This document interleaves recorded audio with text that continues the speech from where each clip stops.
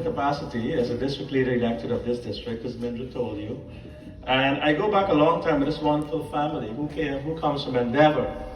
And it is very coincidental that they come from Endeavour. I am from Better Hope, and they are from Endeavour.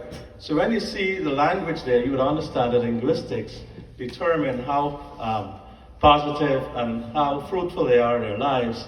And they have been an example wherever they went, from Guyana to here, in business, in teachers. They're the family of teachers. Now, you may want to know what is the connection between myself and Estelle.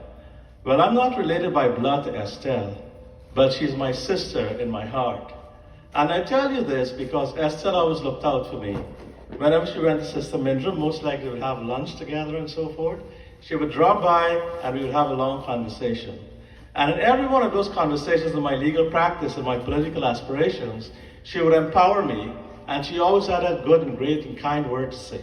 She always brought issues that affected our community, whether the police were harassing us, whether we needed an elevator in the subway, efforts which we got, whether we needed help with our children, whether we needed better health care, better classes, better education for our kids.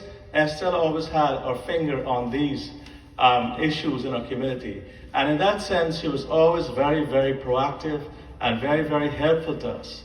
So the many others in Richmond Hill, we are a very prosperous community, and a lot of folks who have made it in business and have made it in different endeavors never give back to this community.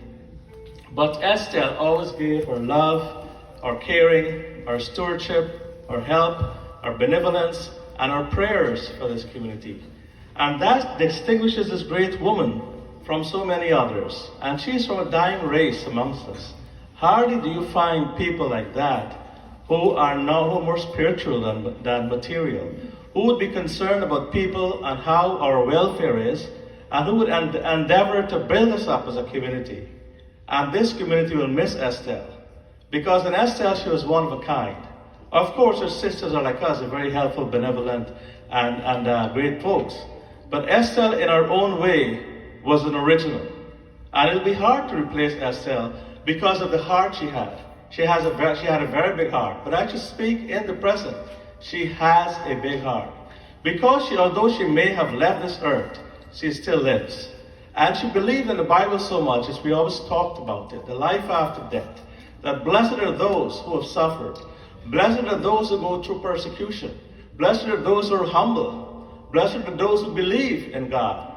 Blessed are those who are persecuted and yet retain the faith of redemption and the goodness and also the confidence of mankind. And Estelle had those great powers. She didn't need degrees. She didn't need a profession. She just needed her heart. And that never left her. So to our wonderful family, I want to say, your grandmother, your sister, aunt, she was a great woman.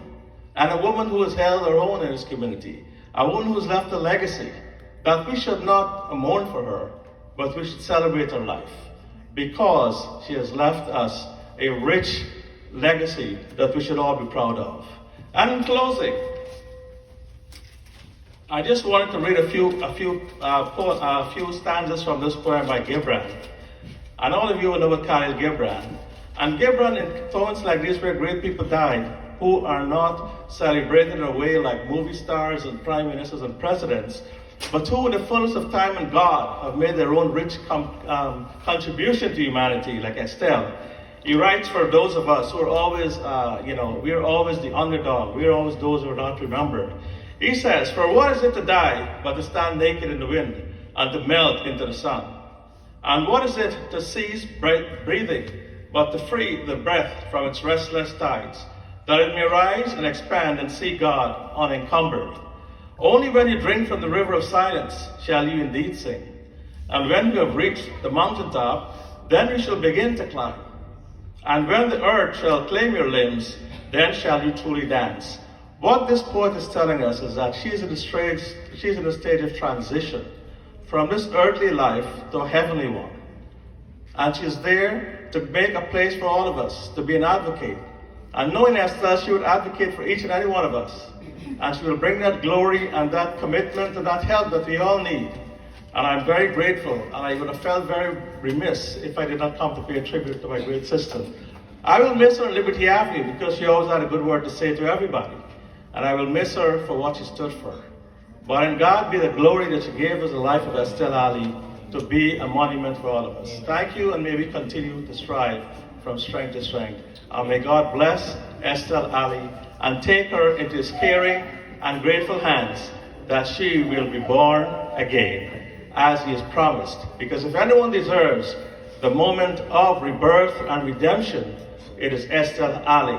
And to praise to her name be the glory. Thank you very much, brothers and sisters, and keep the faith. Thank you.